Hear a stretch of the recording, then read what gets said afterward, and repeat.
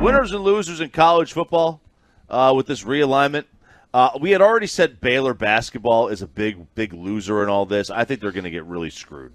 I think it's going to be tough for them to find a conference that is going to be up to their standards for college basketball. Now, look, if they go to the Pac-12 or the Big Ten, I mean, that may be different. But if it's the AAC, it's a good conference. It's okay. The Big 12 is amazing. The Big 12 is arguably the best conference in college basketball, and they're one of the best teams. But, they're to me the biggest loser. A&M, obviously, is a loser in all this. No offense, Troy. Your mom's a loser. But their biggest recruiting advantage is gone.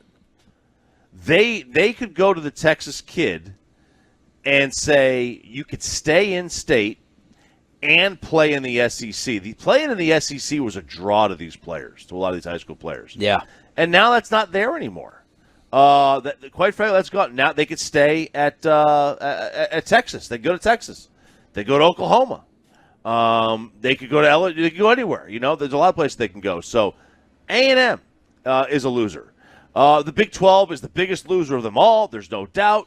In the last decade, they've lost A&M, Nebraska, Colorado, Missouri, Texas, and Oklahoma. And really all they've added out of that is TCU and West Virginia.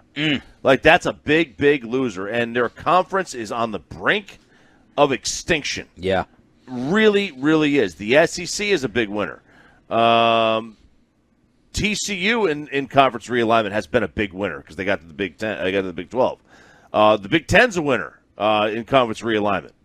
But now it is clear that the Horns and the Sooners are massive winners because now they get to go that big chunk of cash. Well, they're winners financially, but they're going to be losers on the field. Not losers, but Oklahoma is going to lose more.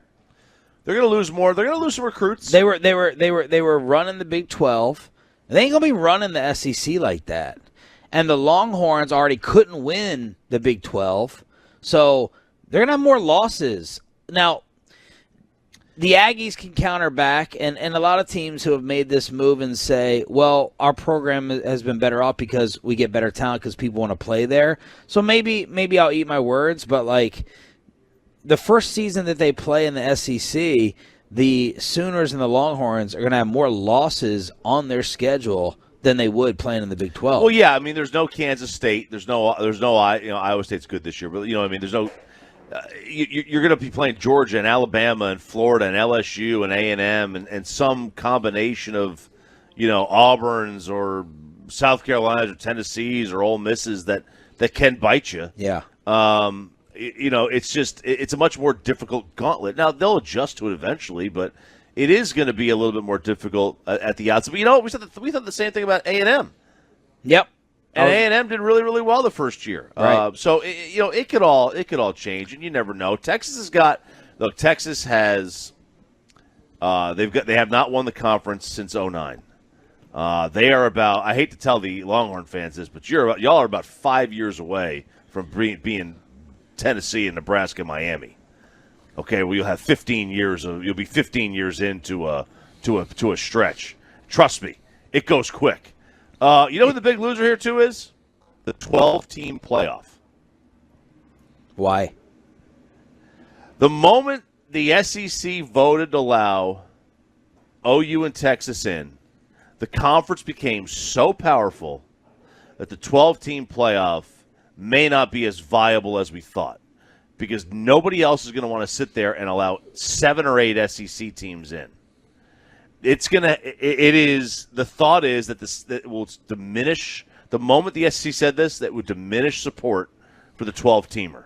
Doesn't mean it's not going to happen, but remember, this is the summer that they're doing this, where they're going to sit and figure out how viable a 12-team playoff is. And the fact that now with OU and Texas, who are theoretically going to be top 12 teams, more often than not, they may not have the same support for the 12-team playoff. Just saying.